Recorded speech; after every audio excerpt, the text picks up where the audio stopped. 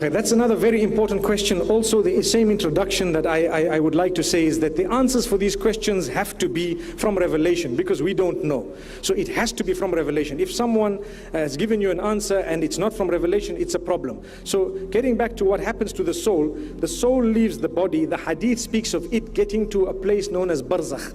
Barzakh is a place where these arwah are kept, these ruhs or these souls are kept, waiting for the last day. A person who's had goodness and so on, the days pass and like a flash. A person who's perhaps been a bad person, it may pass a little bit slower. But getting to the second part of the question, the first part was, where do the souls go? They go into barzakh. What exactly is the whole description of barzakh? I have to stop where the Quran and the Sunnah have stopped. We cannot describe beyond a certain point. I will tell you, look, it's a waiting place. The souls do not come back to greet the family members every year. You need to know that. Some people say, okay, every year the soul comes back, salam alaikum, how are you? Some people say the soul comes back to us and cleans the home. And some people say the soul comes back and does this and does that, and I feel it. Those are, jinn sometimes. Those are the devil sometimes. Those are the qareen sometimes. That's something else. Those are spirits, known as spirits in some traditions. But it's not the soul we're talking about. It's not the individual. They don't come back to you and say, hey, how's it, guys?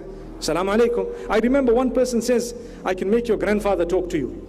And then the brother says, I went to the man and I said, okay, let me talk to him. And he says, I heard my grandfather's voice. I promise you it was my grandfather. Brother, they're fooling you with the jinn. They're fooling you with all these qareens. Don't be fooled. The souls are gone to a place known as barzakh. That's it. Allah subhanahu wa ta'ala knows best. When it comes to the connection of the soul and the body, Allah subhanahu wa ta'ala lets the body feel the punishment together with the soul in a way that He knows fit, that we don't know the explanation of. That's what it is. So when we say adhabul qabr and the punishment of the qabr, it is a reality and it is felt, body and soul. How? I don't know. Allah knows. I stop at that and I believe it, because I cannot add or subtract. I have to say, Ya Allah, one day, well, I don't even want to be shown it, because I don't want to be a part of it. But one day, if you are curious, perhaps if you get to the other side, you can ask, say, Ya Allah, how did you do that? How was it? For now, it's called belief. We believe in the unseen. Someone might say, well, these people, their bodies were, lost, or their bodies were perhaps disintegrated because of something. And how would they be punished?